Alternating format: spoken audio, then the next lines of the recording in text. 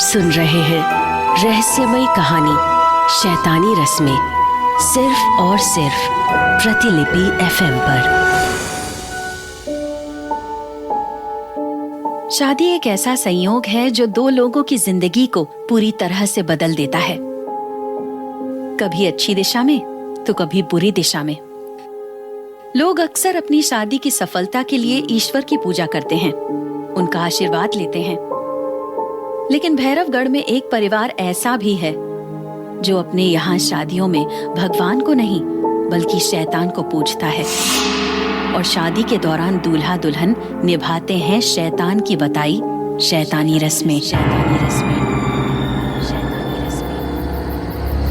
संध्या का समय समाप्त होने को था और रात बस गहराने ही वाली थी।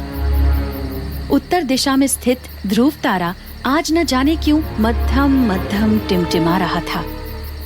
चांद भी घने काले बादलों के पीछे से निकलने का नाम ही नहीं ले रहा था। ऐसा लग रहा था मानो किसी पर काला साया पड़ने का संयोग बन रहा हो। भैरवगढ़ में बेतवा नदी के तट पर एक पुराना पीपल का पेड़ था, सदियों पुराना। उसी पेड़ के नीचे एक तांत्रिक धुनी रमाए बैठा था। तांत्रिक अपने ध्यान में मग्न था। तभी वहां किसी के पायलों की छन छन और चूड़ियों की खनकने की आवाज सुनाई पड़ी। वो खनक हल्के कदमों से तांत्रिक की तरफ बढ़ती जा रही थी। साथ ही मौसम में भी तेजी से बदलाव हो रहा था। आसमान में बादल घुमड़ आए थे और बारिश पड़ने की संभावना बढ़ती जा रही थी। एक औरत सिर से लेकर पैरों तक गहनों से लदी हुई और सर पर बड़ा सा घूंघट लिए तांत्रिक के सामने आई और जमीन पर पैर मोड़कर बैठ गई। उसने सहमी आवाज में कहा, महाराज आंखें खोलिए, मुझे आपसे कुछ काम है। तांत्रिक ने धीमे से अपनी आंखें खोली और औरत की तरफ देखा। औरत दबी आवाज में बोली, खबर आई है कि वो शादी करने वाला है, क्या ये शादी सब ठीक कर देगी? तांत्रिक ने एक बार फिर अपनी आंखें बंद कर ली और ध्यान लगाया। कुछ देर में उसके माथे पर चिंता की लकीरें उभर आईं। उसने आंखें खोली और कहा, वो दोनों एक दूसरे के लिए उपयुक्त हैं, लेकिन वो औरत चौंकती हुई बोली, लेकिन क्या बाबा? तांत्रिक गंभीरता से बोला, लेकिन उन दोनों की शादी की जो भी रस्में होंगी वो वैदिक विधि से नहीं बल्कि शैतानी विधि से संपूर्ण होंगी। उन्हें निभानी ही होंगी वो शैतानी रस्में। वो औरत निराश होती हुई बोली, जाने कब तक इस परिवार को ये शैतानी रस्में निभानी होंगी। आप अच्छी तरह से जानते हैं पहली बार इन रस्मों के कारण क्या हुआ था। तांत्रिक रहस्यमयी स्वर में बोला, तुम्हारे इस सवाल का उत्तर न हमारे पास तब था और न आज है। बस इतना जरूर कहूंगा कि शैतान बलि लेगा उस घर से, एक और सुहागिन की बलि। अब तुम जा सकती हो। उस औरत ने तांत्रिक को प्रणाम किया और वापस गांव की तरफ मुड़ गई। मूसलाधार बारिश भी शुरू हो चुकी थी। वो औरत थोड़ा आगे बढ़ी ही थी, तभी उसे महसूस हुआ कि कोई उसके पीछे है। उसने मुड़ के देखा, लेकिन पीछे गहरे सन्नाटे के अलावा कुछ भी नहीं था। वो वहां से निकलने के लिए सामने घूमी तो अचानक उसे आभास हुआ कि कोई उसके सामने खड़ा है। आसमान में बिजली कड़की और उसकी चमक में उस औरत को सामने कोई दिखा। उसने तुरंत अपना घूंघट उठाकर सामने देखा तो उसके पैरों तले जमीन खिसक गई। वो औरत थर थर कांपने लगी और उसकी आंखों में खौफ उतर आया। उसके सामने एक भयानक साया खड़ा था। वो हड़बड़ाहट में तेजी से भागने की कोशिश करने लगी, लेकिन उसके पैर जहां थे वहीं जम गए। उसने बहुत कोशिश की लेकिन अपनी जगह से हिल नहीं पाई। तभी पेड़ से उल्लुओं के चिल्लाने की कर्कश ध्वनि सुनाई देने लगी। थोड़ी ही देर में वहां पर बहुत सारे सियार आकर इकट्ठे हो गए और एक साथ रोने लगे। उस औरत की आंखों में मौत नाचने लगी थी। वो काला साया धीरे धीरे अपने आकार को बढ़ाता रहा और शीघ्र ही एक भयानक शैतान में बदल गया। वो शैतान अजीब सी कर्कश आवाज में बोला,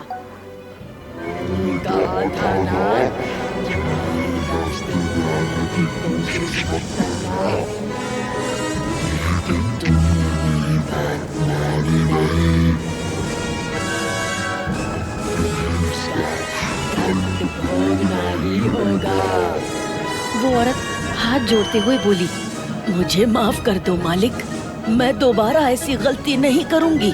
शैतान गुस्से में गुर्राते हुए बोला,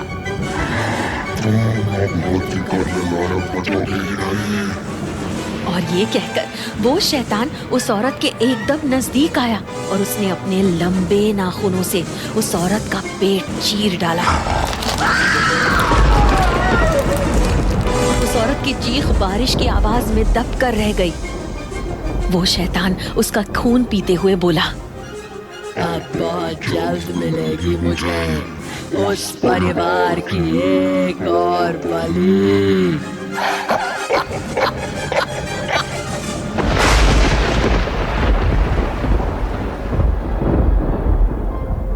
उस शैतान की खौफनाक हंसी से पूरा जंगल गूंज उठा था। एक तरफ जहां भैरवगढ़ में शैतान को इंतजार था एक नई सुहागिन का, तो दूसरी तरफ भैरवगढ़ से बहुत दूर गोवा के एक चर्च के बाहर एक ब्लैक कलर की कार आकर रुकी।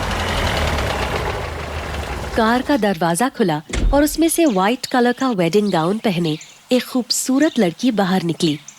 जैसे ही वो चर्च की तरफ बढ़ी, हवा का तेज झोंका चला और वो लड़की रुक गई। एक पल के लिए उसे लगा जैसे कोई उसे चर्च में एंटर करने से रोक रहा था। हवा के कारण उसके काले घुंघराले बालों ने उसका चेहरा ढक लिया था। अपने बालों को चेहरे से हटाते हुए उस लड़की ने आसपास देखा तो वहां कोई नहीं था। वो पीछे मुड़ी और कार के पास जाकर बोली, पीयूष, कार में ही बैठे रहोगे? बाहर निकलो। उस लड़की की आवाज कोयल जैसी मीठी थी, रंग दूध जितना गोरा। उसका यौवन बसंत की पहली बयार की तरह था जो किसी को भी मोह लेती है। तभी कार की दूसरी साइड का दरवाजा खुला और उसमें से एक हैंडसम लड़का बाहर निकला। उसके बाहर आते ही लड़की ने उसे गले से लगा लिया और बोली, पीयूष, मुझे विश्वास नहीं हो रहा है कि आज मेरी शादी है। मुझे लाइफ की सारी खुशियां मिल गई आज। जहां लड़की बहुत खुश लग रही थी, वहीं लड़के के चेहरे को देखकर ऐसा लग रहा था कि वो उस शादी से खुश कम और परेशान ज्यादा है। उसके चेहरे पर एक अजीब सी घबराहट साफ नजर आ रही थी। लड़का मन ही मन बोला, निकी, मुझे नहीं पता कि इस शादी से मैं तुम्हें जीवन की सारी खुशियां दे रहा हूँ या सिर्फ अपना जीवन खुशहाल बना रहा हूँ। थोड़ी ही देर में दोनों फादर के सामने थे। फादर के कहने पर पीयूष ने निकी को रिंग पहनाई और फिर उसके होठों को चूम लिया। चर्च तालियों के शोर से गूंज उठा। निकी की आंखों से खुशी के आंसू बह निकले। पीयूष बोला, क्या हुआ? निकी पीयूष से लिपट गई और रूंधे गले से बोली, कुछ नहीं पीयूष, बस विश्वास नहीं हो रहा कि हम दोनों पति पत्नी बन चुके हैं। मैंने कभी सपने में भी नहीं सोचा था कि एक दिन मेरा भी अपना परिवार होगा। निकी की बात सुनकर पीयूष मुस्कुरा दिया, लेकिन उसके मन में काफी उथल पुथल मची हुई थी। वो मन ही मन बोला, खुश तो मैं भी बहुत हूँ तुम्हें पाकर, इसलिए तुम्हें लेकर कहीं दूर चला जाऊंगा, जहां मेरे परिवार और अतीत की परछाई भी तुम पर ना पड़े। पीयूष 10 दिन पहले ही गोवा आया था और होटल की सर्विस मैनेजर निकी को अपना दिल दे बैठा। निकी भी पीयूष की जिंदा दिली के आगे अपना दिल हार बैठी थी, वरना एक अनाथ लड़की जिसका अब तक जीवन सिर्फ संघर्षों में बीता था, उसके लिए प्यार जैसे शब्दों के कोई मायने नहीं थे। पीयूष ने इन 10 दिनों में उसे जीवन के हर उस पहलू से रूबरू करवाया था जिनके बारे में निकी ने कभी सोचा ही नहीं था। निकी को उसका प्रिंस चार्मिंग मिल चुका था, लेकिन बहुत जल्द उसे ये समझ आने वाला था कि जिंदगी कोई परी कथा नहीं होती। निकी और पीयूष ने एक दूसरे का हाथ पकड़ा और वहाँ से वापस जाने के लिए एक कदम आगे बढ़ाया ही था कि तभी चर्च के मेन गेट से कुछ लोग तेजी से अंदर दाखिल हुए, जिन्हें देखकर पीयूष हैरान रह गया। वो सभी लोग विशेष किस्म की पोशाक पहने हुए थे। ऐसा लग रहा था मानो किसी रॉयल फैमिली के गार्ड्स हों। उनमें से एक अधेड़ उम्र का आदमी पीयूष के सामने आया और सर झुकाकर बोला, छोटे राजकुमार, हम आपको लेने आए हैं। निकी ने जब ये सुना तो उसे अपने कानों पर विश्वास नहीं हुआ। वो पीयूष से बोली, पीयूष, ये आदमी क्या कह रहा है? इसने तुम्हें राजकुमार कहा? पीयूष उस आदमी की तरफ देखकर बोला, भवानी सिंह, तुम यहाँ क्या कर रहे हो? भवानी सिंह बोला, राजा साहब और रानी माँ ने आप दोनों को सुरक्षित भैरवगढ़ लाने को कहा है। वो दोनों आपकी शादी की खबर सुनकर बहुत खुश हैं और चाहते हैं कि छोटी रानी भी भैरवगढ़ में होने वाली उन सभी रस्मों को निभाए जो कि वहाँ की हर नई दुल्हन निभाती है। रस्मों की बातें सुनते ही पीयूष का गला सूख गया। उसकी आंखों में अजीब सा डर दिखाई देने लगा। वहीं सबसे अनजान निकी पीयूष को झकझोरते हुए बोली, पीयूष, ये सब क्या है? कौन है ये लोग? और तुम्हें राजकुमार कहकर क्यों बुला रहे हैं?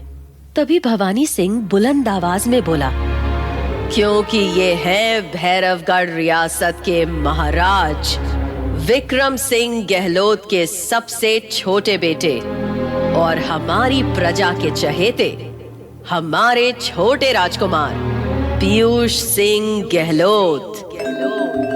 निकी ने ये सुना तो उसके होश उड़ गए। उसने उत्सुकतावश पीयूष की तरफ देखा तो उसने भी सहमति में अपना सर हिला दिया। निकी हैरानी भरी आवाज में बोली, तुमने मुझसे झूठ बोला पीयूष? मैंने तुमसे कोई झूठ नहीं बोला निकी, पर तुमने मुझे अपने राजकुमार होने की बात भी तो नहीं बताई। निकी भड़कते हुए बोली, हाँ, क्योंकि मुझे डर था कि मेरी सच्चाई जानने के बाद शायद तुम मुझसे प्यार ना करो। निकी को ये सब सपना ही लग रहा था।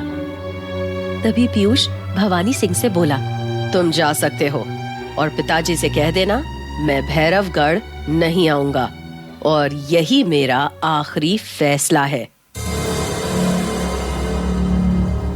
भवानी सिंह जानता था कि पीयूष अपनी बात का पक्का है। वो वापस जाने के लिए मुड़ा ही था कि तभी निकी की आवाज गूंजी, रुको रुको। भवानी सिंह और उसके आदमी अचंभे में पीछे मुड़े। निकी गंभीर आवाज में बोली, मैं और पीयूष आपके साथ भैरवगढ़ चलेंगे। ये सुन पीयूष चौंकते हुए बोला, ये क्या कह रही हो तुम निकी? बचपन से ही मैं प्यार के लिए तरसी हूँ पीयूष, और आज जब मुझे तुम्हारे साथ साथ परिवार का प्यार भी मिलने जा रहा है तो मैं इसे खोना नहीं चाहती। मैं भी हर नई दुल्हन की तरह शादी की सभी रस्में निभाना चाहती हूँ, परिवार वालों का दिल जीतना चाहती हूँ। ये सब इतना आसान नहीं है निकी।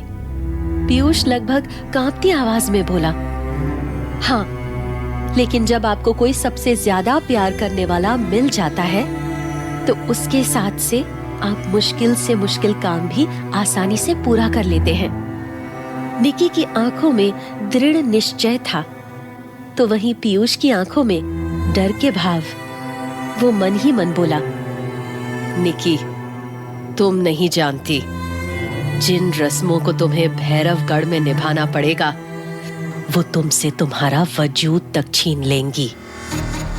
जहां निकी के चेहरे पे संतोष और खुशी थी, वहीं पीयूष के चेहरे पे चिंता के बादल मंडरा रहे थे। और इन सब से अलग भवानी सिंह अपने फोन पे एक मैसेज टाइप कर रहा था, वो दोनों भैरवगढ़ आ रहे हैं, आप रस्मों की तैयारी शुरू कीजिए। भवानी सिंह के चेहरे पर एक रहस्यमयी मुस्कान थी। आखिर ऐसा क्या है भैरवगढ़ में निभाई जाने वाली रस्मों में जो पीयूष निकी को भैरवगढ़ नहीं लेकर जाना चाहता? आखिर क्या है भैरवगढ़ की शैतानी रस्मों का राज? क्या निक्की शैतानी रस्में निभा पाएगी? क्या होने वाला है निक्की के साथ? जानने के लिए सुनिए शैतानी रस्में, सिर्फ और सिर्फ प्रतिलिपि FM पर।